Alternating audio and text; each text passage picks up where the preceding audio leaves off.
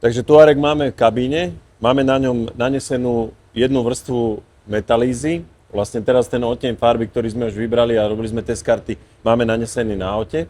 No a to, čo sme si hovorili v prvom videu o nanášaní toho matného laku, tak teraz sme v tej fáze, že ten lak ideme nanášať a my si musíme tuto dať pozor na to, aby sme pri tom ťahaní toho laku a prekladaní tých vrstiev nevytvárali pásy, aby sme nespravili zebru na tom laku po vyschnutí, pretože keď sa ten lak odparí, my teraz ešte nebudeme vedieť, ale keď sa ten lak bude pomaly odparovať, tak budeme vidieť ten výsledný efekt. A musíme dať pozor na to, aby po tom uschnutí toho laku nebola na tom laku nejaká viditeľná štruktúra, alebo bolo vidieť čiary potom, ako sme to nanášali pištolou, vlastne prekladanie tých jednotlivých línií od pištoly. Takže keďže máme farbu už uschnutú, metalíza je suchá, môžeme prísť na to spomínané nanášanie matného laku.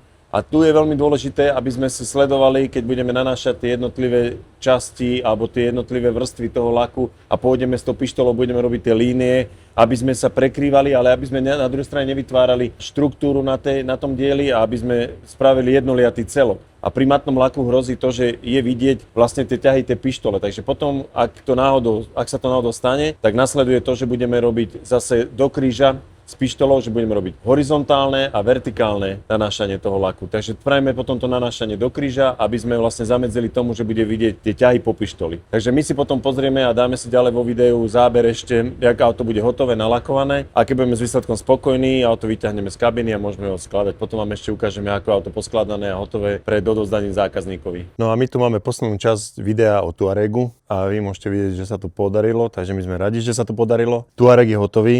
My sme ho boli teraz umyť, matná farba nalakovaná. Môžete sa pozrieť, že dá sa nalakovať aj matná farba. Tu sme vlastne lakovali celý bok, predný, zadný nárazník a celú stranu, aby to bolo jednoliaté.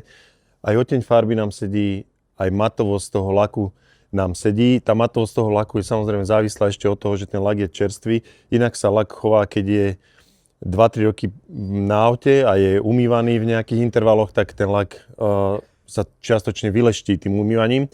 A aj tento lak, aj tomuto laku sa to stane počasie, že pri umývaní sa to úplne zladí s tým zvyškom toho auta. Takže ak by ste náhodou v budúcnosti mali takú ideu, že si chcete kúpiť auto v matnom laku, lebo ja viem, že veľa ľudí alebo veľa z vás má rado matnú farbu na aute a budete mať vysnívaný typ auta, ktorý bude zrovna v matnom laku, nemajte blok si kúpiť to auto v tej farbe, pretože vidíte, že sa to dá opraviť. Tí, čo robia fólie, tvrdia, že lakovaná matovosť je komplikovaná, pretože keď to máte poškrabané, nedá sa to odstrániť, nedá sa to opraviť, lepšia je fólia. Nie je to celkom pravda, dá sa opraviť normálne lakovaný matný lak. Tuto to vidíte, takže keď máte vysnívané auto v matnom laku, môžete ísť veselo do toho. My to vieme opraviť. Takže týmto uzavieram túto časť o matnom laku. Verím, že vám to niečo dalo, že vám to pomôže v budúcnosti rozhodovať sa, či matný lak áno alebo nie. A vy nám držte palce, aby nám tá robota išla ďalej od ruky, tak ako pri tomto Touaregu.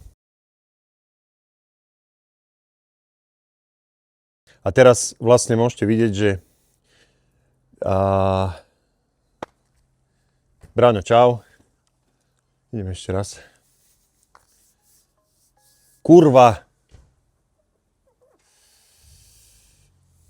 Chcel som povedať o tom, že nie je to blok pri tom. Ideme ešte raz. Nech prejde. Kaskadér. Troška má na ňo averziu už. Lebo to sú takí ľudí, že sa potom zistia a bude chodiť za Sergejom ňunkať, mu nastrikajú kľúčky.